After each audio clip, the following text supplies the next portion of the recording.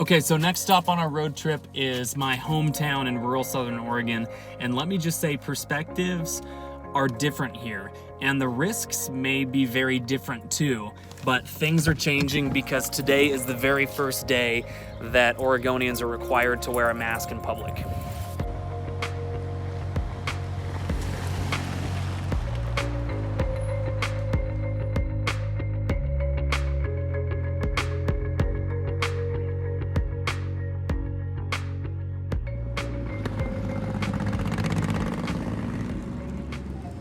Thanks, Clint. I work good.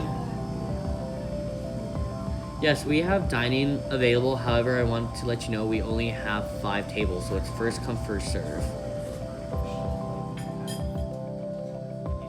I'll see you downtown here in approximately 15 to 20 minutes.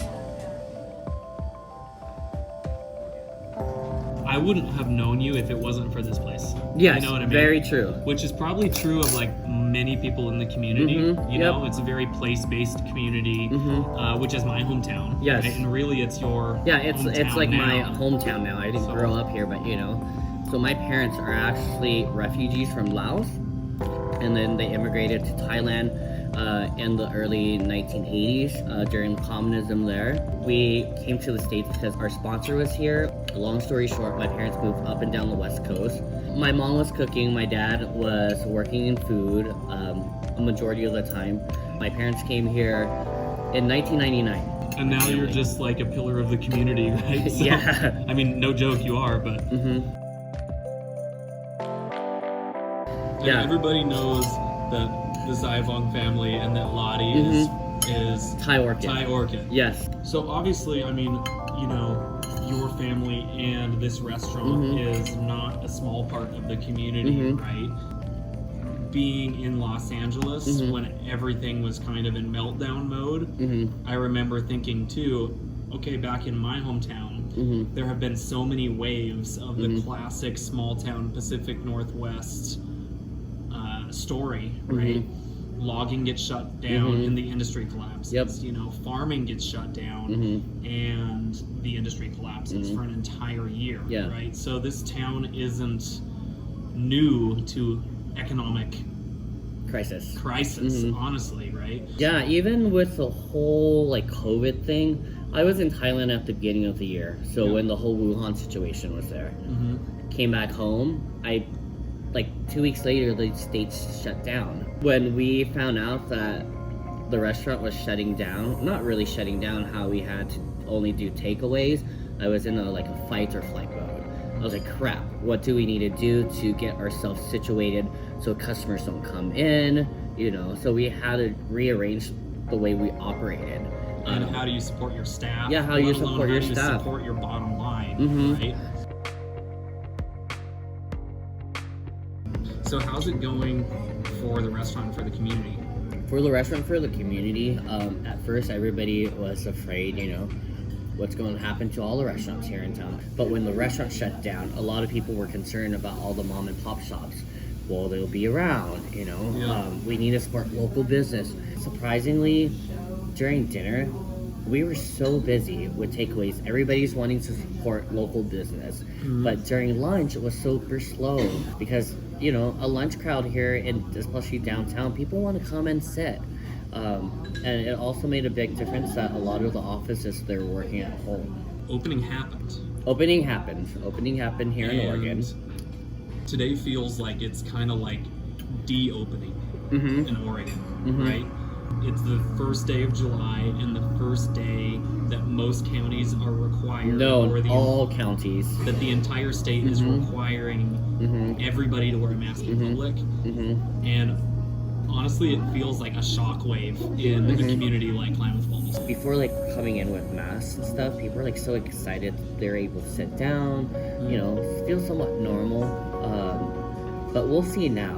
We'll see what people will do. Will they actually stay home because they need to wear a mask out in public and be back at phase 1 or baseline, what I called before phase 1? So if you notice, if you're walking around, there's some people who are not wearing masks. They have people from Portland coming in and we're shaming the community because people weren't wearing masks and saying it's communities like this that we have to all wear a mask now. But okay, so let's linger on this because the perspective in Klamath Falls is so different than Portland, is so different than San Francisco and Los Angeles. Klamath County is a pretty large county in Oregon with one bigger city, bigger town, that's Klamath Falls, about 40,000 people in the area, and that's about it, right?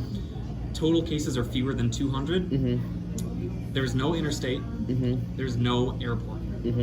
Klamath Falls is very far away from Portland. It's very far away from the capital in Salem, and culturally it's not the same thing as most of the rest of Oregon, right? But of course you have to follow the rules and be responsible as the whole state figures out what COVID is like and what 2020 is like. What is the new norm? We don't even know what the new norm is because it's constantly changing. I think even the people in the governor's office are trying to figure out what's going on. Do you think that the governor's office is in touch with the reality of what's happening in Klamath Falls? No, I don't think so. What I really enjoy about like phase 1 was that each county had applied, and even at phase 2, they should like look at each county and say, hey, this is what's going on in Klamath County, this is what's going on in Jackson County, instead of mandating all the rules. Everything should be per county base. I thought it was, now it's not. Right, so what do you think is the right thing to do to support the small town community? The right thing to do to support a small town community is support it.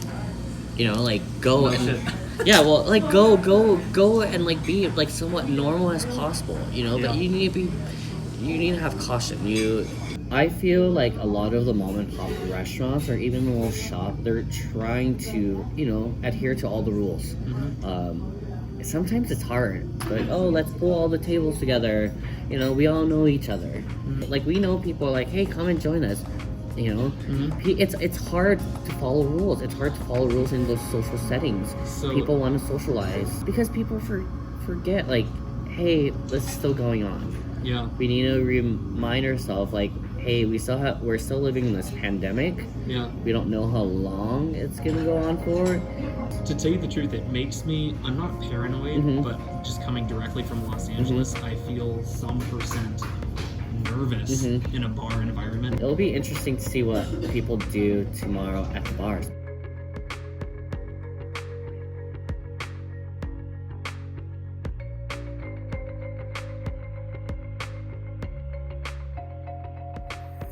So part of being a community in a small town, you have to support each other. Correct. Right? So a lot of people support your business. Correct. Bar is a dirty word, right? Yes. So we should remember that it's not a great reason to go to any establishment if it's going to be unsafe. But here in a small town, in order to keep businesses afloat, people have to make a lot of changes, right?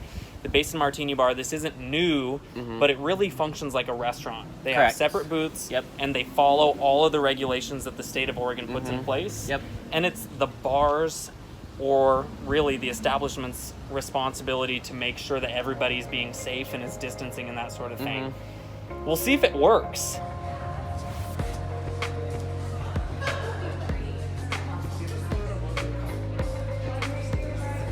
Obviously, Basin Martini Bar, the name's been in the bar has been in the name since they started.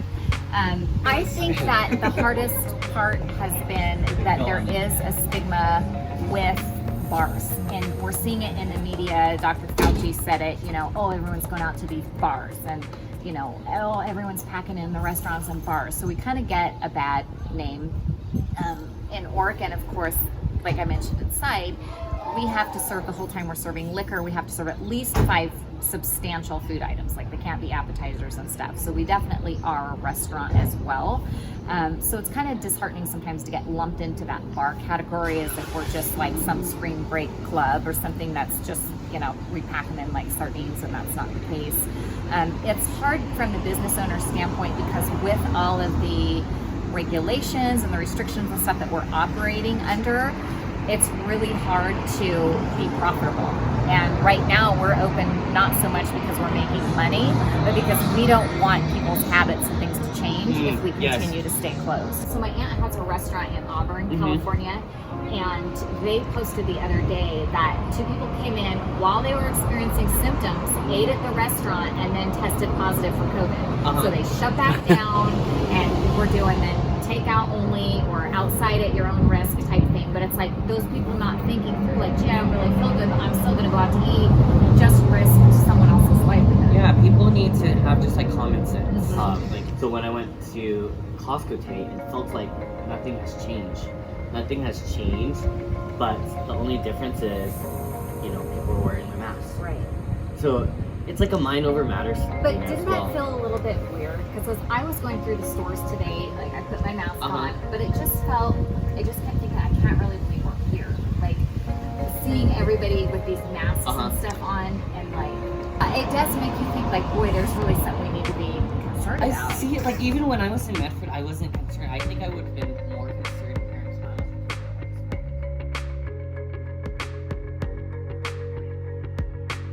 What up, everybody? Don't forget, we're learning as we go, so let me know what you think. If you're on the road, if we're doing it right, if we're doing it not right, hit us up in the comments, chat with us on social media. We're figuring this out together. Stay safe and have fun.